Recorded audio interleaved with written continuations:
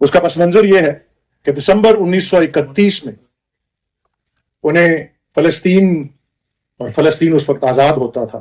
فلسطین کے شہر یروشلم جانے کا موقع ملا، اور ذوق و شوق کے اکثر اشعار فلسطین کی سرزمین پر لکھے گئے ہیں۔ انہی اشعار میں کچھ نعتیہ کلام بھی پایا جاتا ہے، چند اشعار جو میں آپ کو پیش کرتا ہوں۔ لوح بھی تو، قلم بھی تو، تیرا وجود الکتاب، گنبد آب گینا رنگ، تیرے محیط میں حباب، عالم آب و خاک میں تیرے ظہور سے فروغ، ذرہ ریت کو دیا تو نے طلوع آفتاب، شوکت سنجر و سلیم تیرے جلال کی نمود، فقر جنید و بایزید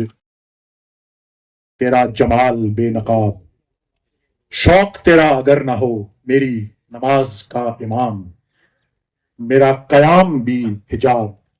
میرا سجود بھی حجاب۔